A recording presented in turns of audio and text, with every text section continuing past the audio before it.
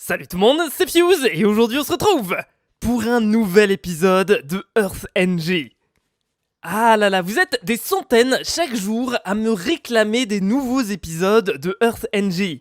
C'est bon, tranquille, ça arrive les gens. Bon, depuis le dernier épisode, il s'est passé pas mal de choses dans notre pays, le Royaume-Uni. Notamment dans le dernier épisode, vous avez été méga nombreux à me conseiller de faire des alliances avec d'autres pays. Surtout que c'est pas comme si l'Allemagne et l'Arabie Saoudite voulaient d'ores et déjà nous déclarer la guerre. Je vous rappelle le message que j'ai reçu dans le dernier épisode. Ne vous inquiétez pas, j'ai bel et bien retenu que vous vouliez qu'on fasse une alliance avec un plus gros pays que nous, parce que sinon on va se bouffer un énorme missile dans les dents. Et c'est ce que personne ne veut. Enfin, sauf l'Allemagne et l'Arabie Saoudite, évidemment. Bon, d'ailleurs, j'ai un autre objectif aujourd'hui. Je veux avoir une monture. Comment ça, une monture, Fuse? Je sais pas si vous vous souvenez, mais dans les premiers épisodes de Earth NG, on était tombé sur des joueurs qui avaient des espèces de... des montures, en fait, tout simplement. Hein. Notamment, on était tombé sur quelqu'un qui avait un chocobo. Bon, alors, vous avez été super nombreux à me dire que ça venait de Final Fantasy. Désolé, je ne savais pas. NANI? Ok, il y a un mec qui vient de se faire tuer devant mes yeux. Ah, c'est génial, ok. Je me disais, c'est bizarre, j'ai plein de bananes dans mon inventaire avec marqué Goûte-lait. Et en fait, c'est le nom du mec qui vient de se faire tuer devant mes yeux. Ok, en fait, après m'être renseigné, il s'avère que ce joueur est un anti-Fuse. Aïe, aïe, aïe. Bon, les gens, on a un petit problème. Je viens de me rendre compte que dans mon inventaire, j'ai une bière. Ah bah, bravo Fuse, v'là l'alcoolisme. Le seul truc, c'est que cette bière, je ne l'ai pas craftée, je ne l'ai pas achetée, je ne l'ai pas récupérée dans un coffre. En fait, j'étais AFK dans ma ville et il y a un joueur en invisible qui est venu et qui m'a droppé cette bière. Bon, dit comme ça, je pense qu'au final, tout le monde s'en fout. Le seul problème, c'est que cette bière, elle est renommée en Gaspool is watching you. Pour ceux qui ont vu la dernière saison de Earth MC, je vous rappelle que Gaspool, c'est le chef des anti-Fuse. Et visiblement, je suis pas le seul à me souvenir de ça. Bon alors visiblement, Gaspool, Raptor, Goutte de lait et Petit Poney, qui sont tous des joueurs qu'on connaît déjà pour être des anti-Fuse, ils sont tous à l'intérieur de l'Empire Saoudien. Ah ouais, ça pue un petit peu Fuse. Exactement, on est d'accord, ça pue vraiment. On doit faire des alliances. Il y a quelques jours de ça, l'Empire chypriote nous a fait une demande de colonisation. Bon, je vous ai déjà expliqué ce que c'était dans le dernier épisode. Bon, après réflexion, vu que c'est chaud entre l'Empire Saoudien, l'Allemagne, etc., j'ai fini par accepter cette demande de colonisation.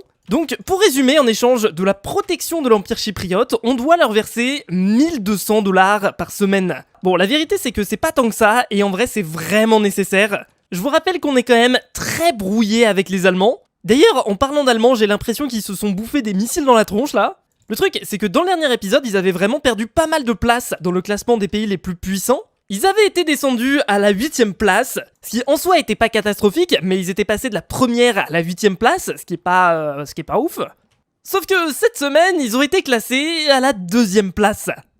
Autant vous dire que heureusement qu'à l'heure actuelle, on est en colonie avec l'Empire chypriote, qui est lui le premier pays du serveur. Voilà, ça va clairement nous permettre d'éviter de nous faire exploser la tronche. Bon, j'avais juste envie de venir check rapidement à quoi ressemble Chypre.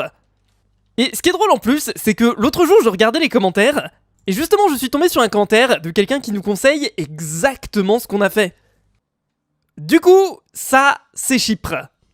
J'aime vraiment beaucoup le style de... Non! Ok, j'ai eu extrêmement de chance, j'étais à 2 doigts de mourir. Mais qu'est-ce que c'est que ces blocs piégés là? C'est abusé, c'est trop bien, faut qu'on les utilise.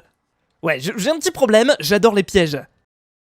Ouais, donc ce que je disais, c'est que franchement le style du pays est vraiment classe. Je crois que notamment c'est pour ça que en termes d'architecture, c'est le pays qui a la meilleure note de tout le serveur. Bon, sinon pour ceux qui se demandent, nous dans le classement des pays, cette semaine, on a été classé 23ème. C'est 3 places de moins que ce qu'on avait la semaine dernière, c'est pas une descente qui est catastrophique, mais il va falloir qu'on se réveille. C'est notamment pour ça qu'on a commencé la construction du Big Didier. Ouais, je vous le rappelle comme on l'a dit dans le dernier épisode, mais c'est notre Big Ben à nous. Bon, on est peut-être à 10% de la construction, mais on est toujours en phase de récolte de ressources. Déjà par exemple, cet étage, je le trouve vraiment ultra classe niveau build. Dans le dernier épisode, vous avez été super nombreux à me faire des retours sur Big Didier pour qu'on puisse l'améliorer. En fait, il y a eu plusieurs critiques concernant cette partie-là du build. Vous avez par exemple été très nombreux à dire que le Didier ne ressemblait pas assez à une horloge. Surtout qu'il faut savoir que à la base, cette tour-là s'appelle pas Big Ben, c'est pas la tour qui s'appelle Big Ben. En fait, la tour, elle s'appelle la tour Elisabeth. Big Ben, c'est le surnom de la grosse cloche qu'il y a à l'intérieur de la tour. Ça, à la limite, je pense que c'est possible de modifier un peu le Didier pour qu'il ressemble plus à une horloge. Sinon, il y a un autre point qui est revenu plusieurs fois. Ce serait cool que ce soit pas juste un rectangle, mais qu'il y ait plusieurs profondeurs 3D, comme le vrai Big Ben. En gros, ce que la personne propose, c'est que plutôt que le Didier soit à la surface du Big Ben, en fait, on renfonce un peu le Didier plus profond dans le mur. Ouais, j'espère que je suis clair parce que j'explique très mal. J'ai demandé à Julien et Zalom, qui sont les architectes principaux de ce projet, si justement c'était possible de remettre le Didier un petit peu plus profond dans le mur, histoire qu'il y ait des reliefs. Et apparemment le problème, c'est que en enfonçant le Didier dans le mur, on le voit pas depuis en bas. Ah! Donc je vais vous mettre un petit sondage en haut à droite. Est-ce que vous préférez que le Didier soit enfoncé plus profond dans la tour, mais qu'on le voit pas forcément d'en bas? Ou alors, est-ce que on garde comme actuellement? Bon, du coup, si jamais on veut pouvoir avancer sur Big Didier, on va avoir besoin de ressources. Pour Big Didier, on a notamment besoin de deux ressources, on a besoin de clay et d'argent. Bon, la clay, c'est logique, c'est parce que la majorité de nos builds sont faits en clay. Et l'argent, c'est parce qu'on a besoin des blocs de décoration payants qui sont disponibles dans le catalogue. 4 $ le bloc, ça fait très vite super cher. Bon, déjà pour la thune, dans le dernier épisode, on avait commencé à mettre en place une petite ferme à XP. Le but, c'était de faire des bouteilles d'XP qui se revendent plutôt bien au shop. Bon, dans le dernier épisode, nos fucking plantes à XP, elles voulaient pas pousser, mais entre-temps, j'ai compris l'erreur qu'on avait faite. Comme vous pouvez le voir, là, tout a poussé, et j'ai juste à faire un clic droit pour récolter des petites orbes d'XP. Ensuite, il suffit juste d'entourer une bouteille vide avec ces petites orbes d'XP, et on obtient des Bottles of Enchanting. En fait, comme certaines personnes me l'avaient fait remarquer dans le dernier épisode, la raison pour laquelle ça poussait pas, c'est à cause de la luminosité. Pour que les orbes d'XP poussent, il faut impérativement avoir une luminosité à 0, ce qui n'était pas le cas. En fait, on va devoir impérativement cacher toutes ces fenêtres, parce que sinon ça veut pas pousser. C'est parti pour le farm. A few moments later. Ok! Ce que vous voyez dans mon inventaire, c'est la totalité des bouteilles d'XP que j'ai pu farmer. Alors, il y en a un total de 1280, ce qui correspond en fait à 1280 $. Alors, au final, c'est pas mal d'efforts pour pas tant d'argent que ça. Après, en vrai, c'est pas la fin du monde non plus, hein. Mais je pense que ça pourrait commencer à devenir beaucoup plus rentable si jamais on avait une plus grosse ferme à orbes d'XP. Pour être honnête, aujourd'hui, j'ai vraiment la flemme de retourner farmer des hautes herbes dans l'eau. Mais c'est dans mes plans et je pense qu'il y a moyen de faire un très bon business avec ça. Dans le dernier épisode, vous m'avez aussi donné un conseil qui me permettrait potentiellement de générer des bouteilles d'XP beaucoup plus rapidement. Sur moi, actuellement, comme vous pouvez le voir, j'ai 6 niveaux d'XP. Et bah apparemment, en théorie, je devrais pouvoir utiliser la commande /bottle qui me permet de transformer l'XP que j'ai sur moi en bouteille d'XP.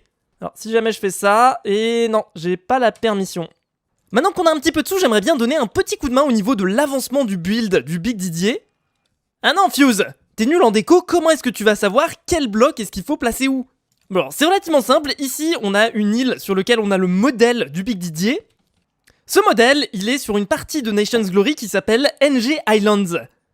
Grosso modo, c'est un serveur free build sur lequel vous pouvez créer votre propre île et construire à peu près ce que vous voulez dessus. Mais il y a quelqu'un dans les commentaires qui m'a dit que c'était possible de relier notre île vers le serveur principal. Alors je me suis un petit peu renseigné. Alors apparemment il nous faut un portail. Voilà, regardez, NG Islands portail permet de créer une passerelle entre un monde Nation Glory et une île NG Islands. Ok, donc on va essayer, je vais poser le portail.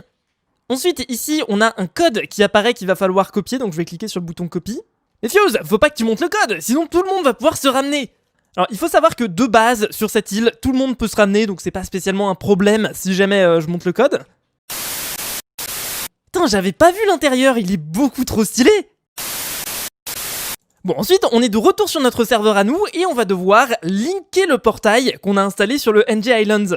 Alors malheureusement il n'y a pas de craft pour faire ce portail. On va être obligé de l'acheter dans le shop pour la modique somme de 500 $. Alors ça fait un petit peu mal aux fesses pour être honnête, mais au moins on a notre portail. Je l'installe juste ici, je vais... alors comment est-ce que je fais? Voilà, c'est bon, je colle le code, je clique sur confirme et normalement si je passe à travers... appuyez sur P pour vous téléporter. Bon, ça me dit que le serveur est plein, mais au moins la liaison est fonctionnelle.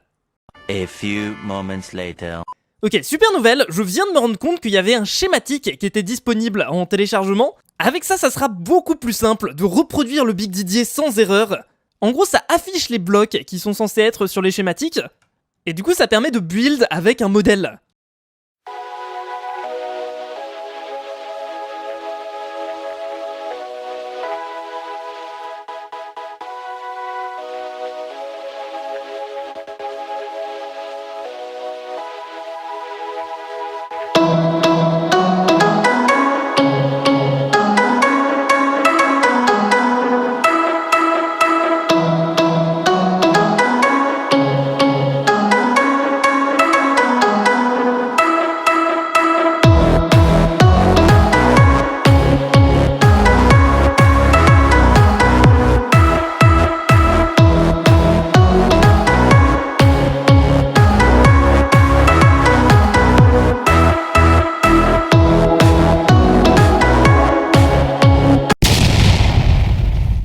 Ok, comme vous pouvez le voir, ici j'ai un petit peu avancé sur la construction du Big Didier. Bon, alors, pas de grand chose, mais c'est beaucoup de blocs posés, rendez-vous bien compte. Je dois avouer qu'au niveau du sol, là, je suis pas hyper confiant sur quel bloc acheter au catalogue. C'est-à-dire que j'ai peur de me tromper et de dépenser de la thune pour des blocs qui ne sont pas adaptés.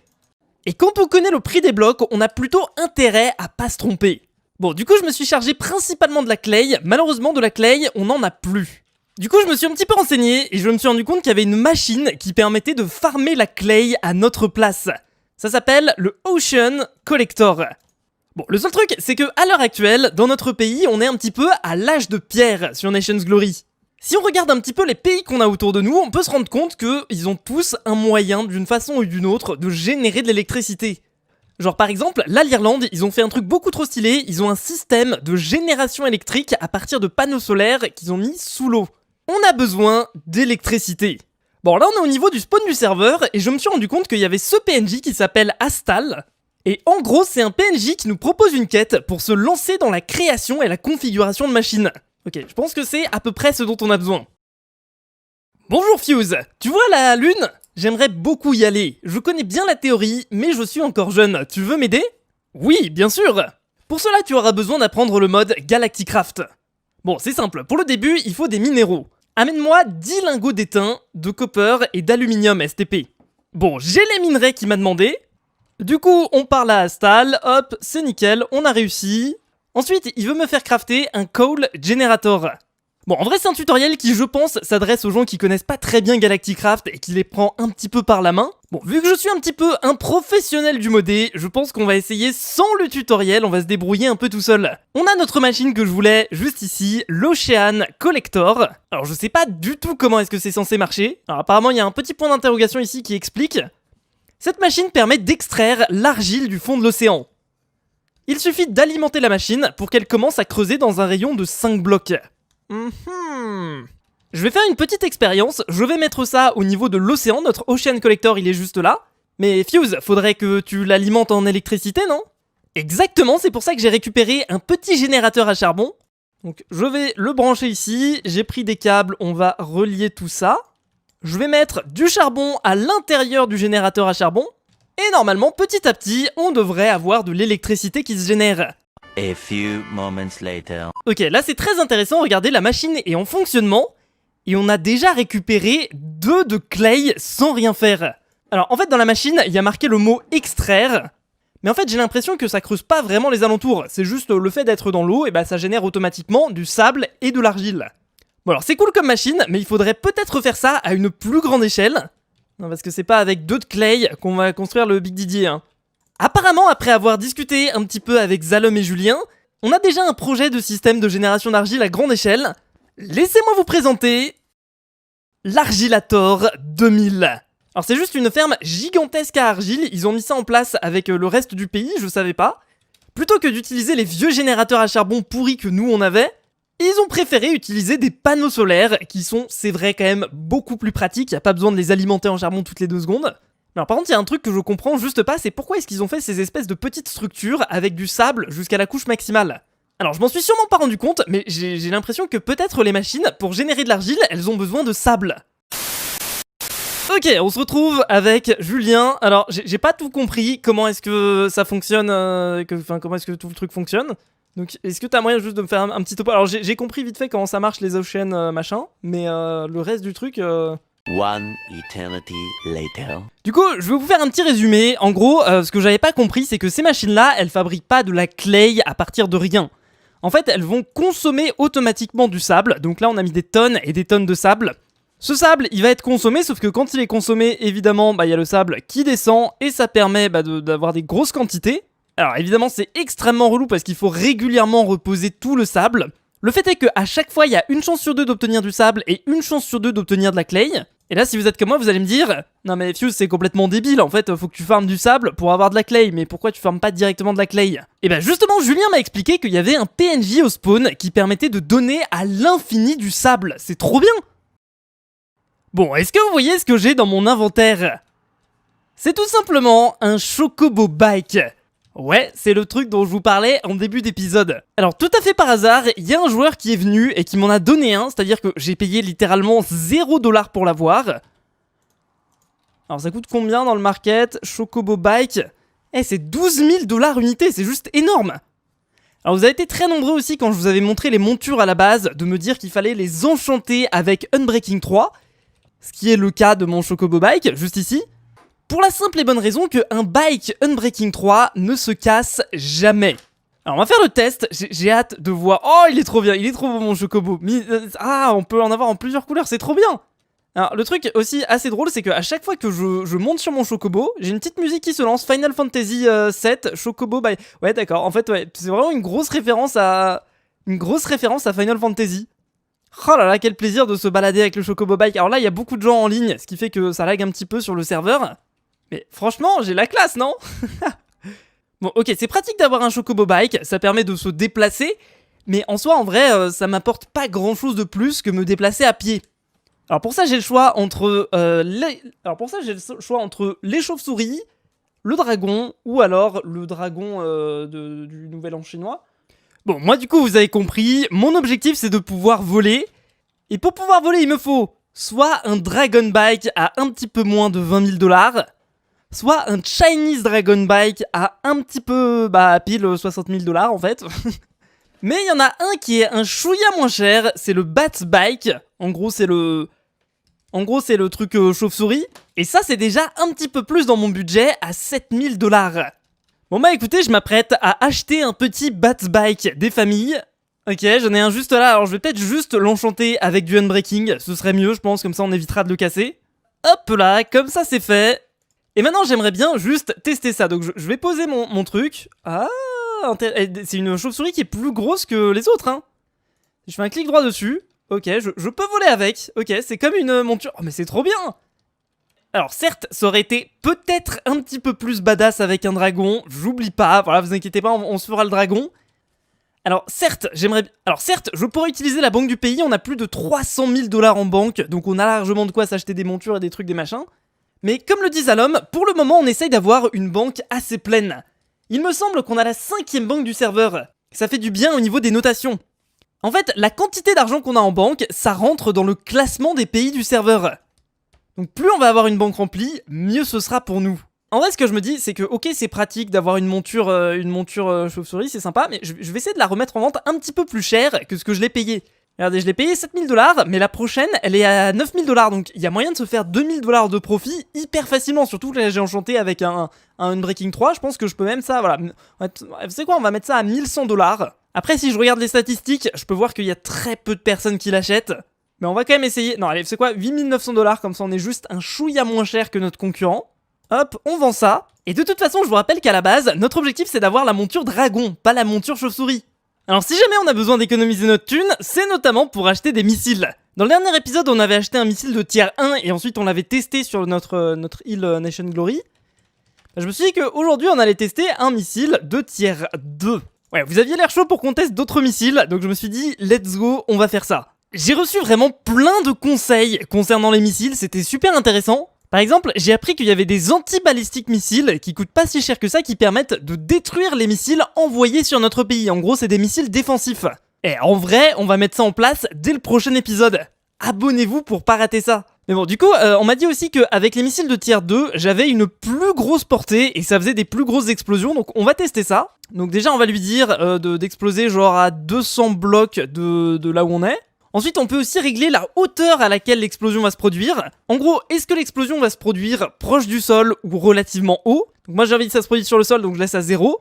Et puis... ouais, c'est parti, on va tester ça. Si je clique sur lancer, ça marche pas. Ouais, en fait, non, y a pas une si grosse portée que ça. Là, normalement, ça marche. Voilà, le missile part. Alors, malheureusement, du coup, y a quand même une limite qui est assez proche en termes de distance de missile. Alors, il faut savoir que plus on met loin, plus le missile va mettre du temps à arriver, et ça fait quand même une sale explosion. Hein. Alors, faut savoir qu'en plus de ça, on a des missiles nucléaires de tier 3, c'est hyper vénère. Mais on a aussi des missiles d'antimateur, c'est les missiles les plus puissants du serveur. Du coup, ce que je propose, c'est que si ça vous plaît et que vous voulez qu'on continue les tests de missiles dans le prochain épisode, vous laissez un petit pouce bleu, et si je vois que ça vous plaît, eh ben on continuera ça. Donc bref, c'est la fin de cet épisode de Nation's Glory. Vraiment, à chaque fois, j'ai pas le temps de faire tout ce que je veux faire, il y a trop de trucs à faire sur ce serveur. Donc comme d'habitude, si jamais ça vous a plu, n'oubliez pas de vous abonner à la chaîne, de lâcher un gros pouce bleu, ça fait toujours plaisir et ça aide énormément les vidéos. Et moi, je vous dis à très bientôt pour de nouvelles vidéos. Salut tout le monde, c'était Fuse, à la prochaine, à plus.